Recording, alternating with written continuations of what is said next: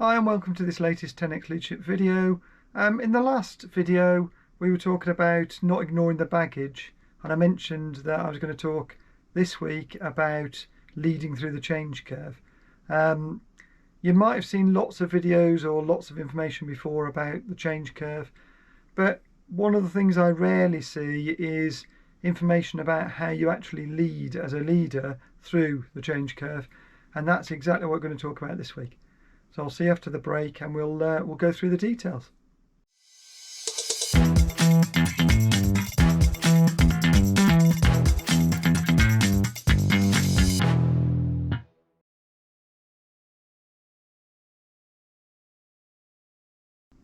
So as I say, this week what we're going to do is talk about leading through the change curve, and this is part of the Making Progress series. So this is the third in the series. You might have seen the change curve before. This is the curve, and I'm going to talk you through what it is, how it works, and as I say, critically, what you can do as a leader, or what you need to do as a leader to be able to lead your team through change. This is based on the Kubler-Ross grief cycle, or grief curve, but what's been discovered is that actually this is a universal curve that applies to all of us, both in our personal and in our business lives. So, you know, grief, of course, or bereavement is a massive change in somebody's personal life, and the steps that people go through there are exactly the same steps that people go through for all change. So I'm just going to talk you through how all of this works, what it means, and say what we can do as leaders to help people get through this. So the first thing to say is that you can see there that the x-axis is about time, and everyone goes through the change curve at different speeds. So there are no units on that time measurement, because it will depend on the individual as to how quickly they go through each of the stages. The other thing to say is that it isn't necessarily linear, i.e. you don't go from the left hand side of the curve to the right hand side in a straightforward fashion. Sometimes people get to certain stages and they get stuck. Sometimes people actually go backwards, and again, our job as the leader is to try and help people get through that. The y-axis is about confidence. So at the bottom of the screen it's low confidence, at the top of the screen it's high confidence and motivation. And as you can see, it's a funny shape. It starts off in the middle of the screen, and the middle sort of confidence levels, increases, decreases, and bottoms out, and then rises again after that. And I'll explain to you why it looks like that, what each of the stages are, and again what we can do about it. So let's have a look. There are 4 stages to this change curve. So the first stage is the shock to the system. So this is about when the change first occurs, and whilst I say this applies equally to our personal lives as well as our work lives, for the purposes of this video I'm just going to be talking really about changes in your company or organisation. And there are always things going on. So it could be something as major as, I don't know, your CEO changes, or somebody in your team or your boss leaves. It could be that your company's results aren't as good as you thought they were going to be, and there's a risk of redundancy. It could be much smaller changes than that, but every change that we go through, we all go through this change cycle, and we go through all of the stages and all of the steps in it. It's just that we might go through some of them quicker than others. So the shock bit really is the sort of surprise and shock about the change. So this is the initial reaction that we all have, and your team will have, and your individuals in your team will have, about hearing about the change. The next stage or the next part of next reaction, really, I suppose, that we all go through is we all go into a denial phase. And really this is about resisting the change that we've heard about. It's about trying to challenge the evidence and the idea that's been floated that is the change. It's about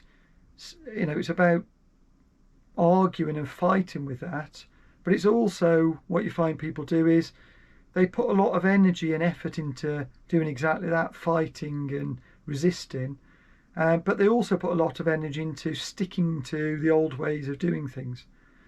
So as I say, lots of people go through change at different speeds.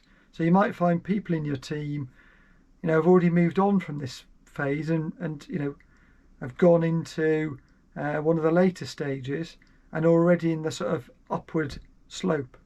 And what that does is it just gives the people in the denial stage, even more reason to resist, because others are doing it. They're all, joining in. I'm not in that stage yet. I'm not going to do it. I'm just not buying into it. Excuse me. The third element of this first phase is the frustration phase. So this is it's the start of recognition that this thing is real and it isn't going to go away. So they've tried, individuals have tried to deny it, they've tried to resist it, but it hasn't, that hasn't worked. And the change is still there. You and the organisation are still talking about it. So they're starting to have to recognise that it's going to happen. And that creates anger and blame. And I mentioned this in the ladder of accountability video.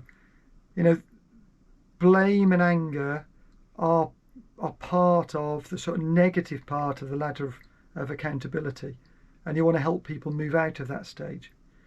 I mentioned before that, people move in different speeds. So again, if you've got somebody in your team that's on the right hand side of this curve, they've already gone through and in the positive space, and you've still got people who are in this frustration stage, seeing somebody who's already on board with it's just going to irritate them even more. So look out for that. If you have got people at different stages and some are more positive than others, the ones who are still in this sort of negative phase are going to get really, really upset and angry, and they're going to be blaming their colleagues as well for selling out and just getting on board with it, and they don't understand why the old ways of working were brilliant. So this is all of the negative stage, and as you can see in terms of the red line, the curve itself, they are on the downward slope at this point. So they've put a lot of energy into the denial bit, they've put a lot of energy into the frustration bit as well, and that's draining, and it's draining their confidence and their motivation.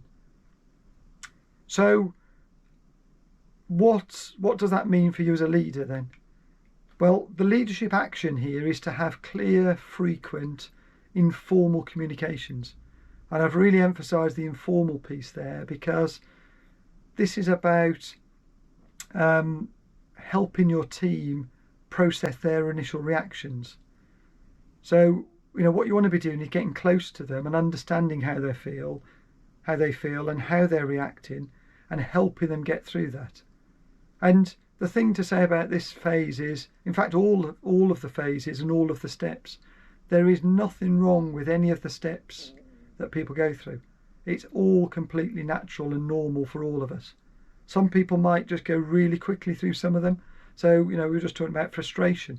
Somebody may not appear to be frustrated, but they will have had at least a period of frustration, even if it's just, a day or so, or even an hour or so.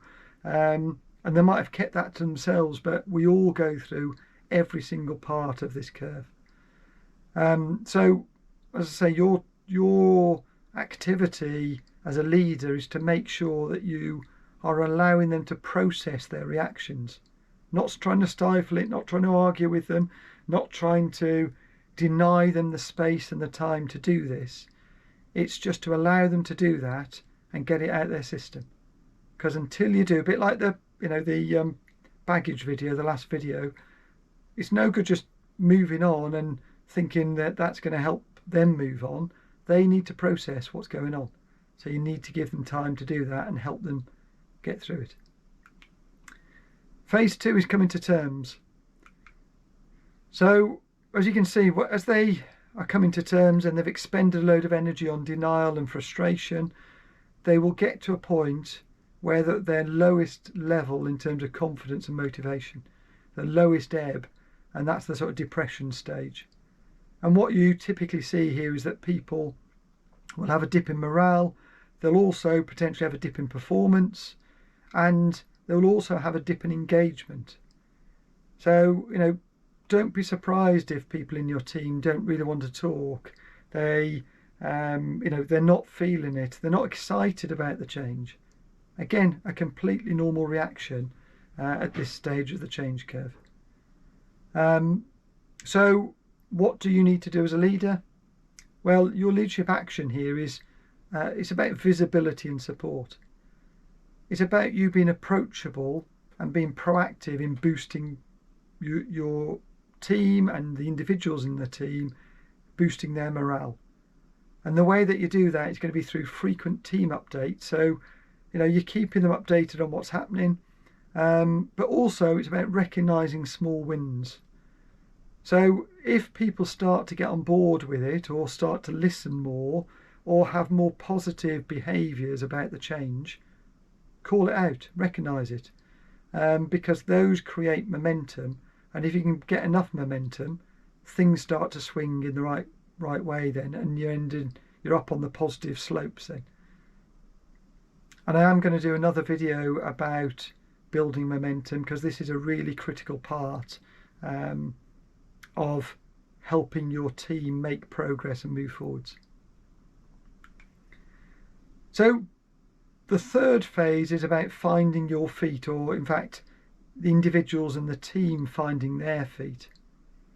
And there are a few steps to this. So the first one is about experimentation. So this is about individuals in your team having some initial engagement and curiosity about the change. So all the bits that have gone before, all the stuff on the left hand side, has been the negative part and resistance and I don't want to take part. The bit on the right hand side is about the moving into a more positive space. You can see where that experimentation symbol is. That's almost where they were at the beginning. They're back at sort of baseline, and what you want to do is move them into a more positive mindset and more positive space. So this is about them being curious about the change, which is a really positive sort of first step. The next step in this finding your feet section 3 or phase 3 is about them deciding that actually they want to work in the new way. So this is the sort of acknowledgement, if you like, that the change is definitely going to be happening, and they've decided to stop fighting it and to get on board with it. So this is a really positive place to be. And you can see even with all the effort they put into the denial bit, where they were motivated to stop the change, in the decision point, that's higher than that point. So this is a really good place for them to be. So again, from what do you do as a leader then when you recognise you've got people in this space? Well, the leadership action here is to encourage the team to test new ideas, and critically to do so without fear of failure. So the last thing you want to be doing is making people feel bad about joining in and engaging in the change. And for me, this is a bit like you've got the green shoots of a new plant. You want to protect it, you want to make sure that nothing harms it, because that that's going to grow into a full-size plant, a tree, whatever it's going to be, and you want to nurture it and help it to grow. So a lot of this is about psychological safety.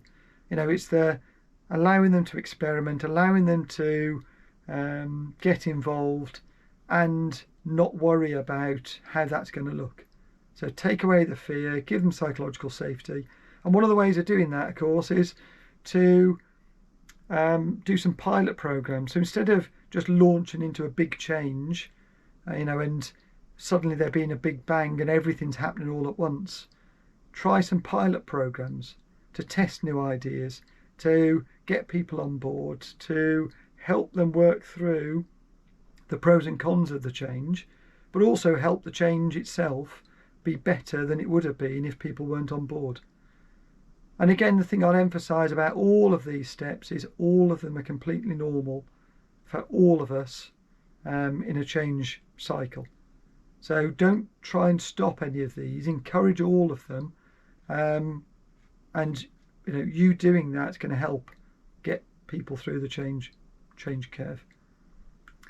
Stage 4, the final part of the change curve, is the new normal. So this is about individuals deciding to integrate the behaviours and align with the new goals. So this is people being fully on board with the change and how it's going to work and what it means for them, and behaving in the right way, and I suppose also selling the change to others who might be further down to the left hand side of the change curve. So again, what are the leadership actions that you need to take here? This is about recognition and growth. So it's about celebrating the success that you've had to get to this point and boosting morale. And again, if you look at the change curve, the red line there, the red line is at its highest point at this time. And that makes sense, doesn't it? Because people have gone from being really shocked at the start, fighting it, getting frustrated and angry with themselves and their colleagues, being depressed about it, accepting it, experimenting, and deciding to get on board. So, they are in a really positive space, and you want to tap into that. You want to use that momentum to continue to grow and improve and embed the change. And the way that you do that, or one of the ways you can do that, is reinforcing the new habits that people are showing. So, again, not in a patronising way, but in a genuinely supportive way. Where you see people behaving in the right way, call it out. Share that people are doing that. The trick here is, again, just making sure it isn't patronising. But if you're doing it in an authentic, genuine way, that you are pleased for them, that they are behaving and their habits are, in line with the new organisation and new ways of working, they will see that. They will see that as a positive. And it will encourage others, again, who are further down on the left-hand side. So that's the change curve, and those are the steps that you need to take as a leader. Just a couple of things to sort of reinforce, and I suppose in summary, just remember that managers just manage change, but leaders create the environment where people can thrive through that change. So, if you want to be a manager and you just want to get people from A to B, you can be. But, for me, it's not about being a manager. It's about being a leader.